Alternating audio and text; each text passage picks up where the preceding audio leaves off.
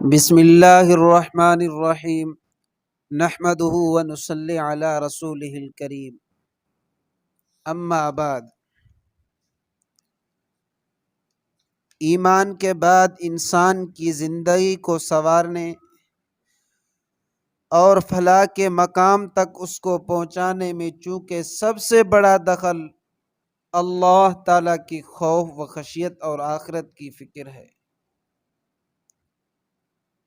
اس لیے رسول اللہ صلی اللہ علیہ وسلم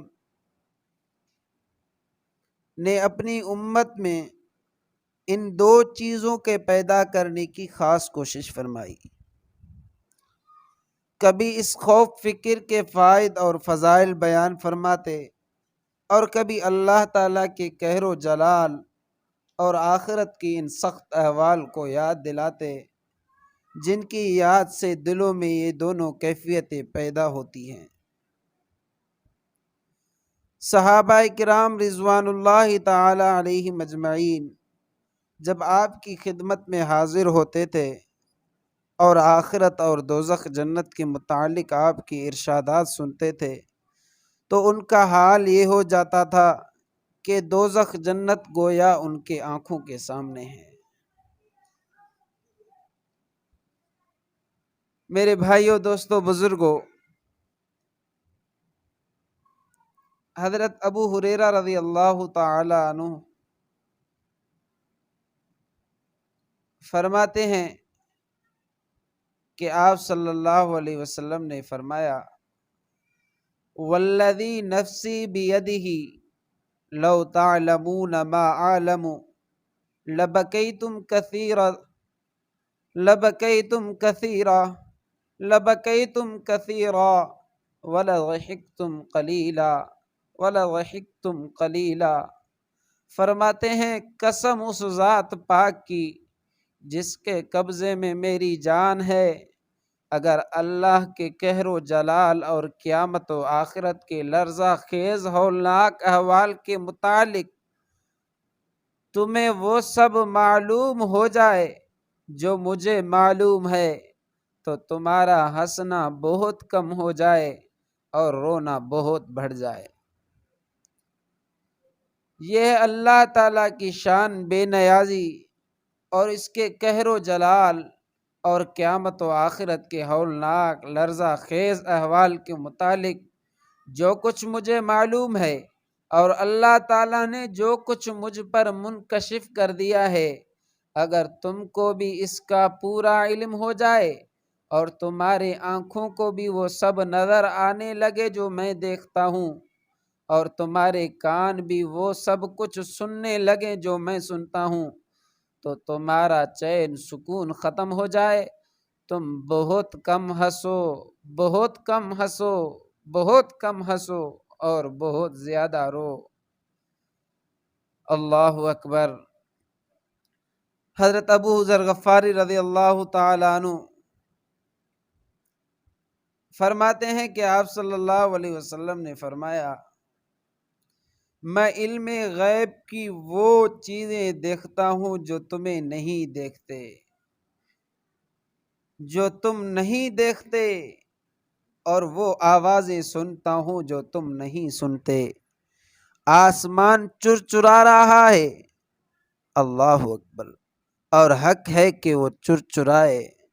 قسم ہے اس رب ذوالجلال کی جس کے قبضے میں میری جان ہے، آسمان میں 4 انگل جگہ بھی نہیں ہے، 4 انگل بھی جگہ نہیں ہے، اللہ اکبر، جہاں کوئی نہ کوئی فرشتہ اللہ کے حضور میں اپنا ماتھا رکھ کے سجدے میں نہ پڑا ہو۔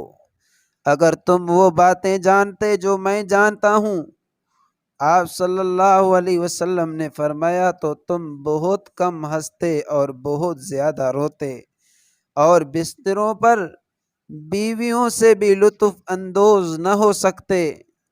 اللہ اکبر۔ وَلَخَرَجْتُمْ إِلَى الصَّعُودَاتِ وَتَجْأَرُونَ إِلَى اللَّهِ قَالَ أَبُو ذَرٍّ يَا لَيْتَنِي كُنْتُ شَجَرَةً تُعْضَدُ۔ اور اللہ سے نالائے فریاد اور گریہ ازاری کرتے ہوئے بیابانوں اور جنگلوں کے طرف نکل جاتے۔ اللہ اکبر۔ اس حدیث کو حضرت ابو ذر غفاری رضی اللہ تعالی عنہ نقل کرنے کے بعد فرماتے ہیں، کاش میں ایک درخت ہوتا جو کاٹ دیا جاتا۔ اللہ اکبر۔ خدا کے پیغمبر کا اصل کام اور مقام یہی ہے کہ اللہ تعالیٰ جو غیبی حقائق اس پر منکشف فرمائے اور جن احکام کی اس کی طرف وحی کی جائے وہ اللہ کے دوسرے بندوں کو پہنچائے، اور اس پر ایمان لانے والے اس کی امتیوں کا مقام اور کام یہ ہے کہ اس پیغمبر کے اعتماد و اعتبار پر ان سب باتوں کو وہ حق جانے، مانے اور انہی حقائق کو اپنی زندگی کی بنیاد بنائے۔ اللہ تعالیٰ نے عام انسانوں کو علم کے جو ذرائع عقل و حواس وغیرہ عطا فرمائے ہیں ان کی دسترس صرف اسی عالم شہود تک محدود ہے، عالم غیب تک ان کی رسائی نہیں ہے۔ اس لیے غیبی حقائق کی دریافت اور ان کے بارے میں علم و یقین حاصل کرنے کی راہ ہمارے لیے یہی ہے کہ اللہ کے پیغمبروں کے سماع و مشاہد ان کی خبر پر ہم اعتماد کریں اور یقین لائیں۔ اسی کا نام ایمان ہے۔ میرے بھائیو، دوستو، بزرگوں، رسول اللہ صلی اللہ علیہ وسلم نے فرمایا، علم غیب کی وہ چیزیں دیکھتا ہوں جو تم نہیں دیکھتے۔ اس ہیبت ناک انکشاف کا ذکر فرمایا ہے کہ اللہ کے جلال اور فرشتوں کی کثرت سے آسمان چرچرا رہا ہے، اور 4 انگل بر جگہ بھی اس میں ایسی نہیں ہے جہاں کوئی فرشتہ سر بسجود نہ ہو۔ اللہ اکبر، اللہ اعظم، اللہ اجل۔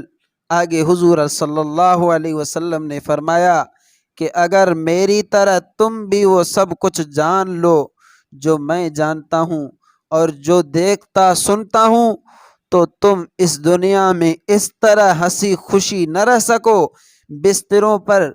بستروں پر وما تلذذتم بالنساء علی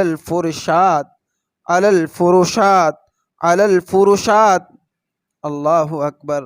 آپ صلی اللہ علیہ وسلم نے فرمایا، جو کچھ میں جانتا ہوں وہ اگر تم جان لو تو اپنے بستروں پر بیویوں سے لطف اندوزی کا بھی تم کو ہوش نہ رہے، اور گھروں سے نکل کر جنگلوں میں اللہ کے سامنے نالہ فریاد اور گریہ زاری کرتے پھرو۔ اللہ اکبر۔ اس حدیث کے راوی حضرت ابو ذر غفاری رضی اللہ تعالی عنہ پر اس حدیث کا اتنا اثر پڑا تھا کہ بعض اوقات اس حدیث کے بیان کرنے کے ساتھ ان کے دل کی یہ آواز زبان سے نکل جاتی تھی کہ اے کاش، اے کاش، اے کاش، یا لیتنی کنت شجرتن تعضد۔ اللہ اکبر۔ اتنا اثر پڑتا